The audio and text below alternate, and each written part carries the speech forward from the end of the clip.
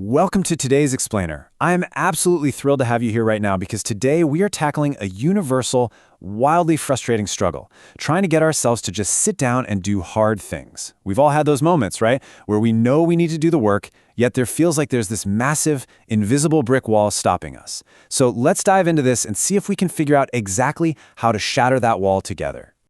You know, it always starts with this classic, super familiar lie, doesn't it? We'll start in 5 minutes. Ah, man, we tell ourselves this constantly. It's like the ultimate soothing mechanism right before we fall headfirst into a major avoidance spiral. We genuinely, truly believe that in just 5 short minutes, we'll somehow miraculously morph into a hyper-productive machine. But we all know how that usually ends up. Suddenly, it's 2 a.m., you're sitting there eating cold pizza in the glow of your monitor, and you've just spent the last 47 minutes researching why pigeons bob their heads when they walk. Actually, scratch that. It was probably over an hour. It's ridiculous, right? But it's also highly relatable. Avoiding discomfort literally leads us into these bizarre, late-night rabbit holes that have absolutely zero to do with the task at hand. But hey, here is a fascinating paradigm shift that should relieve a ton of that guilt.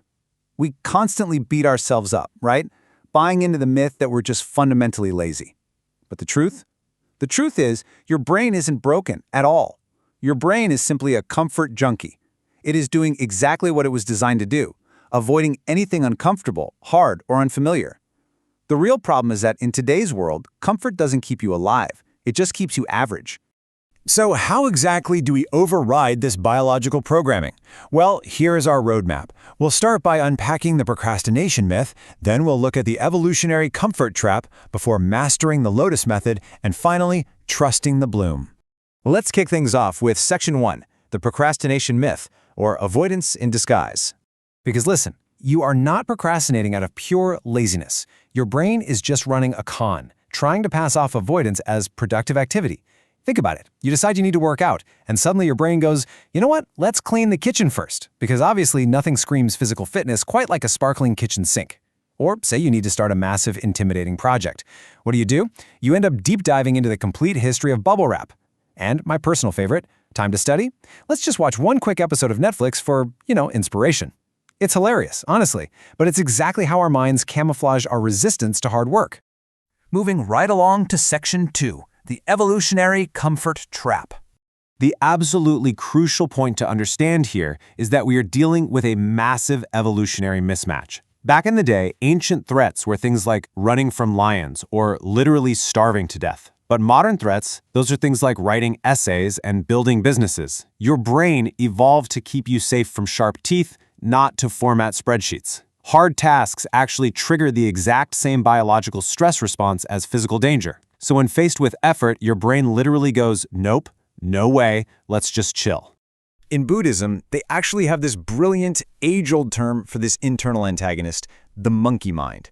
Think of it as a restless brain that just swings wildly from thought to thought, avoiding discomfort like it is quite literally allergic to effort.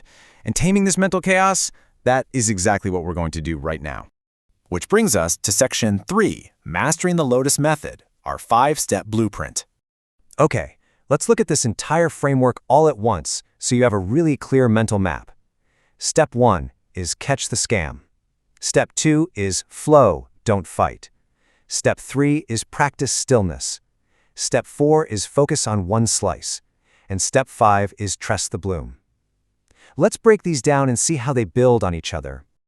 Step 1 is awareness, basically naming your mental avoidance out loud. The idea is simple. You cannot play blindfolded chess against a cheating grandmaster and expect to win. The Lotus method starts with just noticing when your brain tries to pull that whole, let's just check Instagram for 1 second stunt. Neuroscience actually shows that by simply naming your mental patterns, you fire up your logical prefrontal cortex.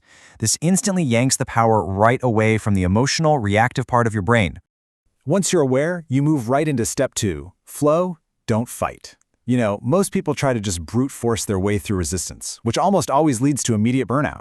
Instead, taking a cue from Eastern philosophy, we stop fighting the river and we learn to swim with it by committing to just 10 minutes. That's it. Make it a ridiculously easy gateway task. Just open the document. Just put your gym shoes on. A simple 10-minute task flies completely under your brain's threat radar, and once you start, dopamine kicks in to build real momentum. Now, Step 3 is about sharpening the blade with stillness. Imagine trying to cut wood with a violently shaking chainsaw. Not going to work well. That's your brain when it's overloaded with notifications. Ancient monks used zazen, which is a sitting meditation, to just let the mud in the mind settle. And you can do the exact same thing.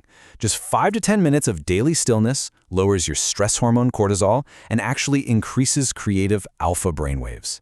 It turns chaotic, muddy water into crystal clear focus. And that clear focus prepares you for step 4, intentional action, one slice at a time. This requires 25 to 50 minutes of single-task deep work. Think about Shaolin monks. They don't try to master every single martial arts move in one afternoon. They perfect one single punch. Pick one high-impact task and give it 25 to 50 minutes of undivided attention. Seriously, no tab switching. Every single switch costs you mental energy, but deep, single-task focus can make 2 hours feel like 6 hours of scattered effort. Finally, we reach section 4, trusting the bloom. There's this great quote: "Impatience is resistance. Progress is compounding interest. Nothing happens for a while, then everything happens at once." This is step 5. Just like a lotus flower takes time to push up through the mud, your growth works the exact same way. You're going to be tempted to rush it, for sure. But patience is what prevents decision fatigue and dopamine burnout. Think of every hard thing you do as one petal opening. You've got to stop yanking the flower open. It will bloom when it's ready, as long as you just stay consistent. So, there we have it. We've busted the myth of laziness, we've unpacked that sneaky evolutionary comfort trap, and we've laid out the 5 steps of the Lotus method to trick your brain into doing the hard stuff. Now, the ball is firmly in your court. I want to leave you with this final provocative thought. What is the one hard thing you are going to tackle today? Catch the scam, flow with a 10-minute start, and just get it done. Thanks so much for joining me on this explainer, and I'll catch you next time.